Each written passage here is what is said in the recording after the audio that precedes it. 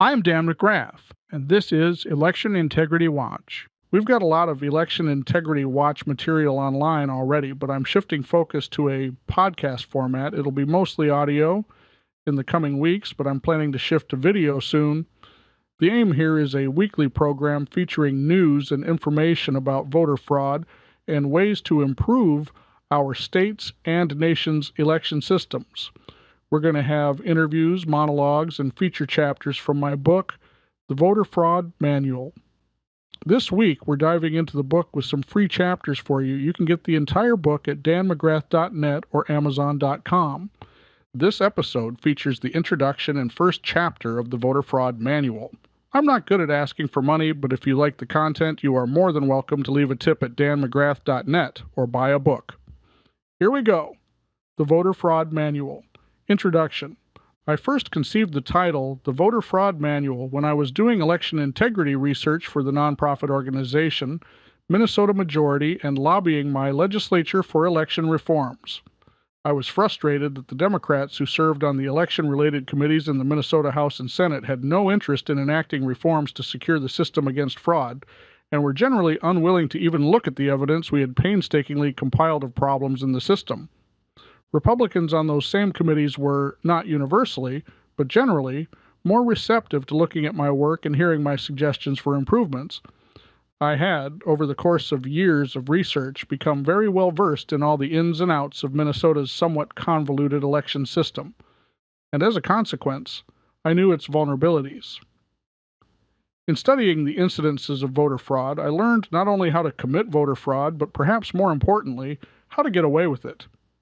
I imagined that if I published a manual on how to steal an election and circulated it widely among Republicans, that might finally get the stubborn Democrats on the election committees on board with the kind of reforms I was advocating to detect and prevent that kind of nefarious activity.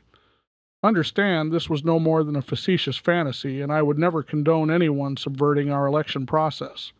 In fact, I consider election fraud akin to treason. The Voter Fraud Manual is, however, a pretty good name for a book. In order to demonstrate that voter fraud is a problem worthy of our collective national attention, and to help my gentle readers understand the reasons behind the reforms I have proposed over the years and lay out in this book, I am going to teach you how to do it and how to get away with it. This is solely so you will understand how mind-bogglingly easy it is and open your eyes to the scope of the problem. Do not use this information to commit election crimes. After I show you all the ways election fraud can be accomplished, I'm also going to explain how to detect and prevent the same kind of anti-American shenanigans. But who am I to claim to have these answers? Let me tell you, becoming an expert in election law and voter fraud was never something I set out to do. It's something I stumbled into during the course of entirely unrelated political research. But once I found myself down this rabbit hole, there was no turning away from what I began to unravel. I got involved in politics at the local level around 2004 as what I was beginning to consider a matter of self-defense. Members of the Minneapolis City Council, who had generally never worked real jobs in the private sector, never owned businesses or drove taxis or trucks or worked in restaurants, and basically had no clue about what the majority of their constituents go through, were having a particularly gangbuster year. They were in overdrive, hiking taxes, restricting property rights, making life harder for the working class, and largely ignoring their responsibility to basic services. Things like decent roads and public safety fell by the wayside while they all jockeyed to be noticed for potential higher positions, focusing on contentious and partisan national issues they had no real authority over, instead of just doing a good job managing the city. Fed up, I finally felt compelled to join the political fray. Volunteering on a city council race, I began meeting other politically involved people, some fresh like me and some more experienced advocates. It snowballed from there, and I was hired as Sue Jeffers' campaign manager in the 2006 gubernatorial primary. We ultimately lost that campaign to the incumbent, but I got myself elected as a delegate to the state convention and later to the Republican Party State Central Committee. Sue landed a pretty popular talk radio show out of the experience. A lot of people took notice of her no-nonsense firebrand style during the campaign. Sue recommended me to Jeff Davis, who was then president of the nonprofit grassroots political action organization called Minnesota Majority. The aim of the organization was to advocate for the conservative or liberty-minded position on issues that arose in the legislature, particularly when the conservative side was also the majority opinion, at least as far as we could determine by polling. We also produced voter guides and legislator scorecards. I was initially hired to do some writing and research, but my role was ever expanding, and I got the title Executive Director to describe my jack-of-all-trades administration of all kinds of projects. In the summer of 2008, one of those projects was managing volunteers who staffed a phone bank making survey calls. We were polling voters on a number of issues to see what the majority priorities were that election year. We were calling voters from a list of registered and active voters we purchased from the Minnesota Secretary of State, and it wasn't long before volunteers began reporting oddities in the voter data we were working with. People answering the phone said the person we were calling for had died many years ago, for example, but the voter information said the long-deceased had voted in the most recent election. Some active voters had a year of birth listed as far back as 1850. Minnesota is a fairly healthy state, but I was pretty sure we didn't have any residents over 150 years of age. With any large body of data, such as is contained in the statewide voter registration system, there are bound to be a few errors, so at first, we just laughed off the anomalies, but they kept popping up as the survey project went on, and the sheer number of them prompted concern. Jeff and I decided to take a closer look at the voter rolls once we finished compiling the completed survey data. There was a major election fast approaching, and we worried messy voter rolls could become a problem. Recent polling showed likely narrow margins in a lot of Minnesota races. We ran some basic counts and database cross-reference checks and found that there had to be a very high error rate, or worse, in the voter data. So we forwarded our initial findings and concerns to the Secretary of State, who was Mark Ritchie at the time. As examples, we had conducted an address verification check against the United States Postal Service database and determined that almost 100,000 registered voter addresses in Minnesota were flagged as either vacant or undeliverable by the USPS. Many of those addresses simply didn't exist. There were duplicate voter registrations, evidence of a single voter voting in more than one precinct in a single election, and hundreds of active voters who appeared to be over 100 years of age. Rather than investigate any of the anomalies we brought to his attention, Secretary Ritchie held a press conference to assure us and the rest of the state that Minnesota had the best election system in the country and that there was zero cause for concern. Then the Coleman-Franken recount debacle happened. In Minnesota's U.S. Senate race, incumbent Norm Coleman appeared to have won against Democrat challenger and former Saturday Night Live player Al Franken. The margin was just over 700 votes, and after some astounding legal gymnastics and a lopsided recount process, Franken emerged as the declared winner some 8 months later by a margin of just 312 votes. Meanwhile, at Minnesota Majority, we had been refining our methods for forensic investigation of the election process, and we were increasingly alarmed. It was painstaking, meticulous work, and it was unfortunately very time-consuming, but we demonstrated a number of serious problems in the 2008 election. I knew our work would come under intense scrutiny, and I held to the highest standards of evidence and stuck to demonstrable facts. Most famously, we proved that ineligible felons voted illegally in the election in a number at least 3 times Franken's margin of victory. Our work on that led to national media coverage and a record-breaking number of convictions for voter fraud. Because the election of Al Franken gave the Democrats a 60-seat supermajority in the U.S. Senate, an ongoing Republican filibuster of the Affordable Care Act, also known as Obamacare, was instantly ended, bringing about sweeping and consequential changes to America's healthcare systems. If not for 1,000 felons who voted illegally while still under Department of Corrections supervision, Obamacare likely would not have been enacted, but felons voting was just the tiniest tip of the iceberg. You'll learn about the rest of it throughout this book. Thus began my pursuit of greater integrity in our election system. I eventually became a registered lobbyist, was frequently invited to offer expert testimony in the state legislature, and I helped write a number of election bills. Some became law, some did not. I became president of Minnesota Majority, and I chaired the Ballot Committee Protect My Vote, dedicated to ratifying a state constitutional amendment to require photo ID to vote. I initiated lawsuits to stop unlawful and unconstitutional practices by government officials in regards to elections, and I was a plaintiff in winning cases in both the Minnesota and United States Supreme Courts. Eventually, I negotiated a merger of Minnesota Majority's election integrity program with the Minnesota Voters Alliance, a group which had essentially the same mission as far as protecting the election process, and I became an advisor and occasional communications director for that 501c3 nonprofit. My work on exposing election fraud and irregularities has been featured on numerous local and national news programs and was the basis for the lead chapter in the best-selling book, Who's Counting? That influential and important book documenting voter fraud around the nation was co-authored by Hans von Spakovsky and John Fund. It was a follow-up to an earlier book by John Fund called Stealing Elections. I strongly recommend reading both of those books, by the way. Fund is a Wall Street Journal contributor and columnist who has had a lens on voter fraud since at least 2004.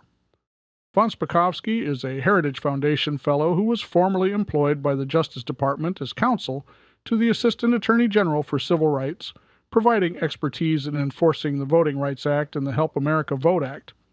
He also served on the Federal Elections Commission and was a member of the Presidential Advisory Commission on Election Integrity.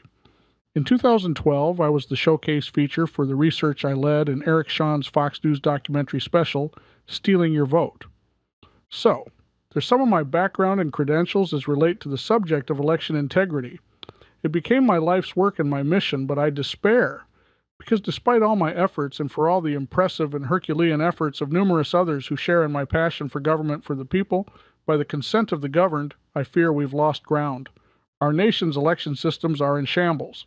The COVID-19 pandemic was used as cover to further demolish what scant protection still existed to prevent election fraud. The situation is dire, and I'm reminded of an often circulated, possibly misattributed to Joseph Stalin, but very fitting quote. Those who cast the votes decide nothing. Those who count the votes decide everything. The Voter Fraud Manual, Chapter 1. Quality over quantity. There is no inherent virtue in democracy, per se. Our nation's founders created a system of self-governance through a representative constitutional republic because they believed it would produce more favorable results for themselves and their progeny than a distant and unresponsive monarchy ruling from across the Atlantic. A guarantee of life, liberty, and the pursuit of happiness was the stated goal of independence, not simply voting for voting's sake. In their wisdom, our founders labored to protect those true virtues with a system that utilized some democratic features, namely voting by the citizenry at large. If they could have constructed a way of preserving liberty and justice for all without any democratic processes, they might very well have opted for that, but so far no one's conceived it. Not only is democracy in itself no virtue, unchecked or pure democracy is a guarantee of all manner of evil and mischief. Democracy has been aptly described as two wolves and one lamb voting on what's for dinner. Injury and injustice for the lamb are assured. Only constitutional republicanism can protect the rights of minorities, including the smallest minority, the individual. Thankfully, the United States was not established as a pure democracy, but it involves democratic processes, and those processes are not trivial. They're critical to the overall health of the nation. The founders only foresaw a virtuous, informed, and engaged electorate and cautioned that for any other populace, the framework they laid out in the Constitution would be inadequate. Thomas Jefferson, the primary author of the Declaration of Independence and key contributor to the creation of what we now know as the United States government, said, "A well-informed electorate is prerequisite to a democracy." Benjamin Franklin opined, "Only a virtuous people are capable of freedom." Neither the wisest constitution nor the wisest laws will secure the liberty and happiness of a people whose manners are universally corrupt, said Samuel Adams. His cousin John Adams, who became second president of the United States, often commented on the pitfalls of pure democracy and the importance of an educated electorate. I do not say that democracy has been more pernicious on the whole and in the long run than monarchy or aristocracy. Democracy has never been and never can be so durable as aristocracy or monarchy, but while it lasts, it is more bloody than either. Remember, democracy never lasts long. It soon wastes, exhausts, and murders itself. There never was a democracy yet that did not commit suicide. It is in vain to say that democracy is less vain, less proud, less selfish, less ambitious, or less avaricious than aristocracy or monarchy. It is not true in fact, and nowhere appears in history. Those passions are the same in all men under all forms of simple government, and when unchecked, produce the same effects of fraud, violence, and cruelty, he wrote. John Adams was very keen on the importance of an informed electorate and was a champion of public education to that end. Liberty, he said, cannot be preserved without a general knowledge among the people. He further admonished, "You will ever remember that all the end of study is to make you a good man and useful citizen." The founders understood that the system they conceived requires an informed, engaged electorate in order to produce good government. The notion that more voters, just because there are more, is somehow better for democracy is patently absurd when you consider that many people have no interest in the whole process to begin with. It would be illogical to assume aimless or uninformed voters would make decisions in the best interests of the nation, or even themselves. When given power, evil is indistinguishable from stupidity or ignorance, and casting a ballot is an exercise of power. My point is that there is not necessarily any virtue in increasing voter participation or expanding the voting franchise to people who are currently disqualified, but there are those who espouse the opposite view. Secretaries of State often measure their own success based on voter turnout rates, for example, but there are also nonprofits dedicated to just getting out the vote, and they go after demographics which typically do not vote in significant numbers. The thinking seems to spring from a notion like, if the majority rules, then a bigger majority must be better. But as discussed, majority rule is a brutish mob rule mentality that can just as easily be a tyranny of the majority. The mob decided they want your house, so the mob takes your house. But don't worry, they gave you a chance to vote. Everybody voted. Hooray, democracy! It should be obvious that dragging uninformed people kicking and screaming into the voting booths isn't going to produce better results. It might benefit one political party, but that doesn't necessarily mean better government for the nation as a whole. Likewise, pushing non-citizens into polling places when they may not yet understand how the system even works, let alone the reasons behind it, is unlikely to improve our collective lot. Enfranchising voters means trusting them with power over you. Given that, doesn't it make sense to avoid diminishing the collective wisdom of the electorate and have certain prerequisites in place? You probably would not let your young children run your household finances, choose your job, or negotiate a home purchase. And for the same reasons, we don't let children exercise power over the rest of society with a vote. So one qualification for voting is adulthood.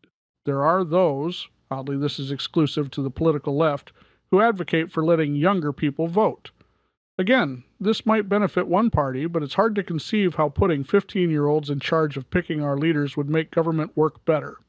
Our founders knew from experience, and we now know through scientific discovery, that human brains are not done developing until well into our 20s.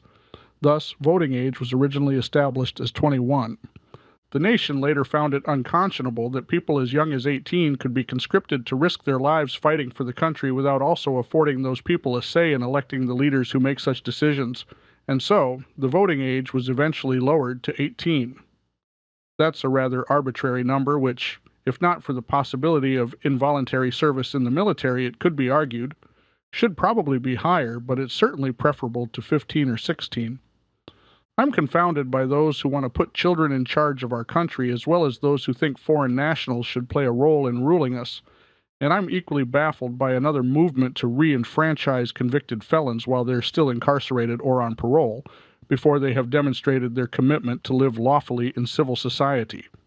Next, we come to the mentally incapacitated.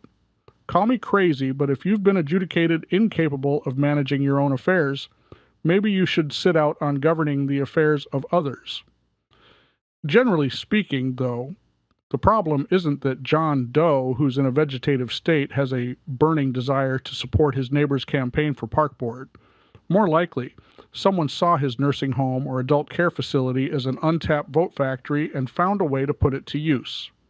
Either way, there's a fairly good chance those votes aren't ultimately moving our society in a better direction for the average American family.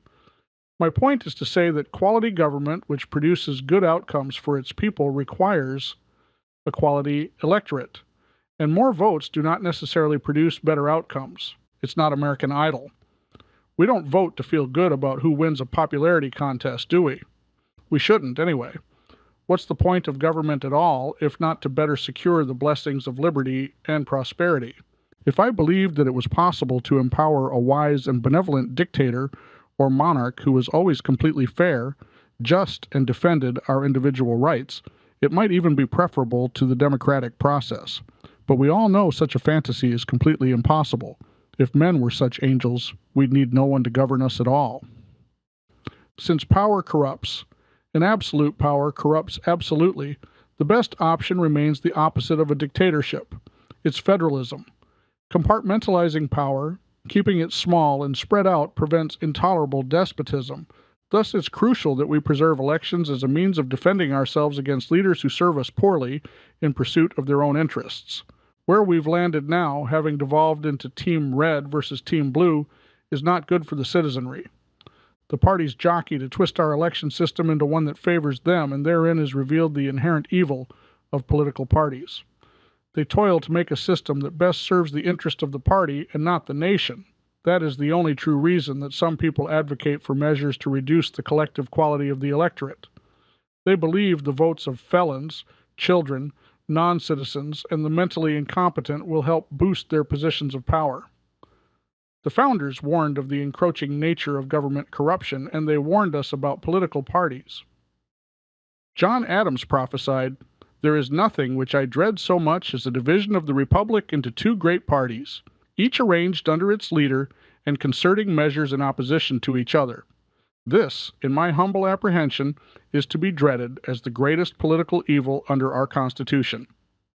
To achieve the rational goal of a government that better serves its people, above itself, or the special interests who have largely seized power over it, we need common sense election laws that operate on logic over emotion. We will also require the upcoming generations to have a solid education on civics and history. The incredible value of liberty and the dire hazards of losing it should be ingrained in the fiber of every American. We need our news media to get back to serving the people by reporting the objective truth instead of just parroting government propaganda. This is the recipe for a quality electorate.